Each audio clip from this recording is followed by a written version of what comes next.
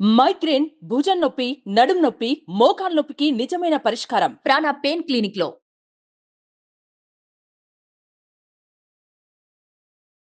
అందరికీ నమస్కారం. Welcome to Suman TV. నేను మీ రమ్య. నవంబర్ మాసంలో 1వ తారీఖు నుంచి 15వ తారీఖు వరకు 12 రాష్ట్రాల వారికి ఎలా ఉండబోతుంది, వారు ఎలాంటి పరిహారాలు చేసుకుంటే మంచి జరుగుతుంది అని ఈరోజు మనకు తెలియజేయడానికి మన ముందున్నారు ప్రముఖ జ్యోతిష్య పండితులు బ్రహ్మశ్రీ నందిబట్ల శ్రీహర్ శర్మ గారు. గురుగారితో మాట్లాడి మరిన్ని విశేషాలు తెలుసుకుందాం. గురుగారు నమస్కారం. వాగర్థ వివ సంపృక్తౌ వాగర్థ ప్రతిపత్తయే జగత్పితరౌ వందే పార్వతీ పరమేశ్వరౌ. సదాశివసమారంభాం శంకరాచార్య మధ్యమాం అస్మదాచార్య పర్యంతం వందే గురు పరంపరాం. ఆదిత్యాయ చ సోమాయ మంగళాయ బుధాయ చ గురుశుక్ర శనిభ్యశ్చ రాహవే కేతవే నమః. శృంగేరి జగద్గురు పీఠాధిపతులకి, కంచి పీఠాధిపతులకి నమస్కారములు తెలియజేసుకుంటూ కార్యక్రమాన్ని ప్రారంభిద్దాం. గురుగారు, నవంబర్ మాసంలో 1వ తారీఖు నుంచి 15వ తారీఖు వరకు మీనరాశి వారికి ఎలా ఉండబోతుంది? 1వ తారీఖు నుంచి 15వ తారీఖు వరకు నవంబర్ నెలలో మీనరాశి వారికి ఏ విధంగా ఉండబోతుందో తెలుసుకునే ముందు గ్రహ సంచారం తెలుసుకుందాం. రాశిలోని రాహువు, సప్తమంలో కేతువు, అష్టమంలో రవి సంచారము, 12వ ఇంట శని సంచారం వక్రీకరించి, 9వ ఇంట శుక్రుడు బుధుడు, 7వ తారీఖు నుంచి శుక్రుడు దశమ స్థానంలో, గురువు తృతీయ స్థానంలో వక్రీకరించి ఉండడం, పంచమ స్థానంలో కుజుడు స్తంభించి ఉండడం.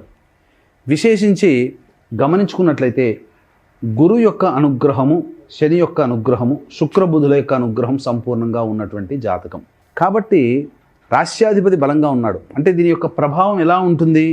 మీ కోరిక చాలా బలంగా ఉంటుంది, ఏదైనా సాధించాలని అనుకుంటారు, కానీ వాస్తవానికి వచ్చేసరికి ఆ కోరికకి తగ్గట్టుగా ప్రయత్నాలు ఎంత గొప్పగా చేసినప్పటికీ ఫలితంలో మాత్రం కొన్ని ఇబ్బందికర పరిస్థితులు ఎదుర్కొంటారు. ఈ గ్రహాల ప్రభావం చాలా విచిత్రంగా ఉంటుంది. నిజాయితీగా ఎంత కష్టపడుతున్నాం మేము, అయినప్పటికీ మంచిగా ఎందుకు ఫలితాలు రావట్లేవు అనేటువంటి ఒక శంక మీలో ఎక్కువగా ఉంటుంది. కాబట్టి జాగ్రత్తలు పాటించండి. ముఖ్యంగా వివాహార్థులకి వివాహము జరుగుతుంది అనగా నిశ్చయం అవుతుంది. ఉద్యోగార్థులు మాత్రం కాస్త కష్టపడాల్సినటువంటి పరిస్థితి. ఉద్యోగంలో అభద్రత ఉంటుంది. నిరుద్యోగస్తులు కష్టపడితే తప్ప ఉద్యోగం లభించదు, నిరాశ ఫలితాలే కలుగుతాయి. ఉద్యోగ బదిలీలకి ఏమాత్రం అనుకూలమైన సమయము కాదు. ఇక ముఖ్యంగా గమనించుకున్నట్లయితే న్యాయవాద విషయాల్లో ఎన్నో తరతరాల నుంచి వస్తున్నటువంటి సమస్యలకి చెక్ పెట్టే అవకాశాలు ఎక్కువగా గోచరమవుతున్నాయి. పరిష్కారం కాని సమస్యలు పరిష్కారం అవుతాయి. అలాగే ముఖ్యంగా విదేశీ యానము, విదేశీ విద్యకు సంబంధించిన ప్రయత్నాలన్నీ కూడా కొలిక్కి వస్తాయని చెప్పవచ్చు. అయితే ప్రధానంగా ఖర్చుల్ని తగ్గించుకుంటూ ఉండి చేసే ప్రయత్నంలో కనుక మనోధైర్యంతో ముందడుగు వేస్తే అన్నీ కూడాను అనుకూలంగా ఉంటాయి. కాకపోతే మానసికమైనటువంటి పరిస్థితి అంటే ఏంటి, చికాకు, కోపము ఎక్కువగా ఉంటాయి. కాబట్టి వాటిని తగ్గించుకునే ప్రయత్నం చేయండి. సంతానం పట్ల ప్రేమతో ఉండండి, మంచి ఫలితాలు పొందుతారని చెప్పవచ్చు. ఈ యొక్క మీనరాశిలో జన్మించినటువంటి రియల్ ఎస్టేట్ వ్యాపారస్తులు జాగ్రత్తలు పాటించండి.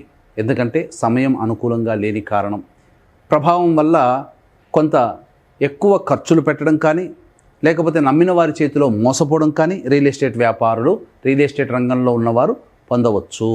కాబట్టి జాగ్రత్తలు పాటించండి. రైతులైతే మీకు తోచినటువంటి సాధారణ పంటలు వేయండి తప్ప వ్యాపార పంటలు కానీ, లేకపోతే అధిక పెట్టుబడి పెట్టి చేసే పంటలు కానీ చేయమాకండి. ఫలితము అనుకూలంగా లేదు.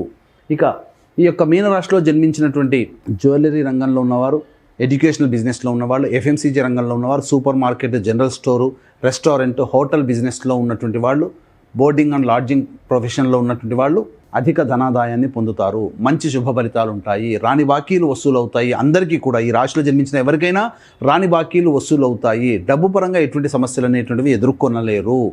అంతా మంచిగానే ఉంటుంది. ఈ చెప్పినటువంటి ఇంతకుముందు చెప్పినటువంటి రంగాల్లో ఉన్నటువంటి వాళ్ళకి మంచి శుభ ఫలితాలు పొందుతారని చెప్పవచ్చు. ఇక ముఖ్యంగా గమనించుకున్నట్లయితే ఈ 1వ తారీఖు నుంచి 15వ తారీఖు వరకు ఏ రోజుల్లో రాబడి అధికంగా ఉంటుంది, ఏ రోజుల్లో ఖర్చులు అధికంగా ఉంటాయి, అలాగే మానసికమైనటువంటి ప్రశాంతత ఎప్పుడు ఉంటుందనే విషయాల గురించి క్లుప్తంగా తెలుసుకుందాం. ముందుగా ఈ దీపావళి సందర్భంగా అక్టోబర్ 30వ తారీఖు రోజున ధనత్రయోదశి మరియు ధన్వంతరి జయంతి కాబట్టి ధన్వంతరి హోమము, అలాగే వృషభ మిథున కర్కాటక సింహతుల వృశ్చిక మకర కుంభమీన రాశిలో జన్మించిన వారికి శనిదోష నివారణ హోమాలు, వివాహం కాని అబ్బాయిలు అమ్మాయిల కోసం, దాంపత్య సమస్యల కోసం, ఉద్యోగ సమస్యల కోసం, లక్ష్మీ సమస్యల కోసం లక్ష్మీ హోమాదులు అనేటువంటివి కేవలం పర్ హెడ్ 1500 రూపాయలకి చేయించడం జరుగుతుంది. అలాగే నవంబర్ 2వ తారీఖు నుంచి డిసెంబర్ 1వ తారీఖు వరకు నెల రోజుల పాటు మా పీఠం ఆధ్వర్యంలో మహన్యాసపూర్వక రుద్రాభిషేకం కార్తీక మాసం సందర్భంగా జరిపించడం జరుగుతుంది.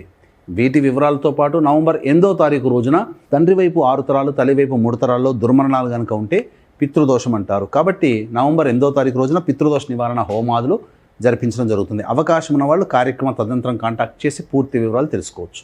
ఇక గమనించుకున్నట్లయితే ఈ 1వ తారీఖు నుంచి 15వ తారీఖు వరకు ఉన్నటువంటి స్థితిగతులు చూసుకుంటే 1, 2 తారీఖుల్లో ఖర్చులు అధికంగా ఉంటాయి, ప్రశాంతత లోపిస్తుంది. ఏ పని చేయాలన్నా కానీ ఆ పనులలో ఒక జిగ్జాగ్ వ్యవస్థగా ఉంటుంది. కాబట్టి కాస్త జాగ్రత్తలు పాటించండి.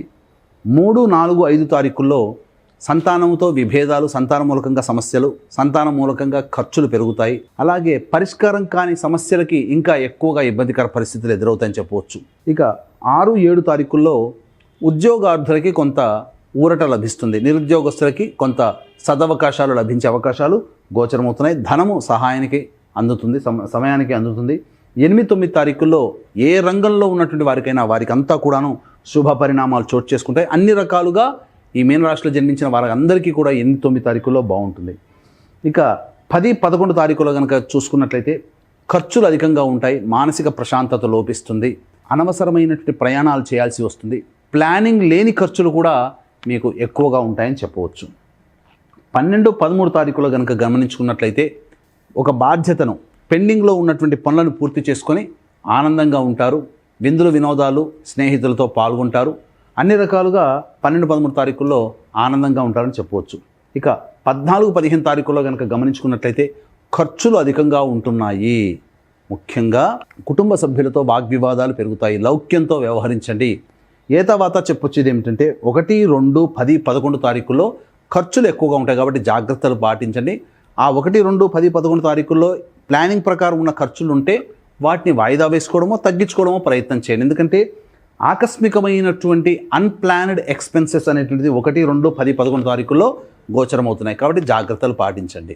గురుగారు చాలా చక్కగా వివరించారు. అయినప్పటికీ ఈ రాశి వారికి ఏమైనా ప్రాబ్లమ్స్ ఉన్నప్పటికీ ఎలాంటి పరిహారాలు చేస్తే వీరికి మంచి జరుగుతుంది? ఇప్పటి వరకు మనం చెప్పినటువంటివి గోచారరీత్యా ఉండేటువంటి ఫలితాలు. ఇంకా వీక్షించేటువంటి ప్రేక్షకుల్లో మీనరాశి వాళ్ళు సమస్యలు అధికంగా ఎదుర్కొంటున్నారు అంటే జన్మకుండలిలో ఉన్నటువంటి గ్రహస్థితిగతుల ప్రభావం. కావున దగ్గరలోని మంచి ఉపాసనా పరులైనటువంటి జ్యోతిషుల్ని సంప్రదించి వారి సలహాలు సూచనలు పాటించినట్లయితే ఇంకా మెరుగైన ఫలితాలు పొందుతారని చెప్పవచ్చు. ఇక ముఖ్యంగా ప్రతి సోమవారము దుర్గా దేవాలయంలో, శుక్రవారము లక్ష్మీ దేవాలయంలో సాయంకాలం కుంకుమార్చన, గురువారం శనివారము ఈశ్వరాలయంలో అభిషేకము జరిపించుకున్నట్లయితే చాలా మటుకు సమస్యలు అనేటువంటివి తొలగిపోతాయి. ప్రతిరోజు రావి చెట్టు చుట్టూ నారాయణాయ నమః అంటూ 27 ప్రదక్షిణలు చేసి విష్ణు అష్టోత్తరం 3 సార్లు కనుక పారాయణం చేస్తే ఒక 9 రోజుల పాటు చేయండి. సమస్యలు అనేటువంటివి తగ్గుముఖం పడతాయని చెప్పవచ్చు. గురుగారు, ఈ రాశి వారికి ఎలా ఉండబోతుంది, ఎలాంటి పరిహారాలు చేసుకోవాలని చాలా చక్కగా విశ్లేషించారు. ధన్యవాదాలు. సర్వం శ్రీ ఉమామహేశ్వర పరబ్రహ్మార్పణమస్తు.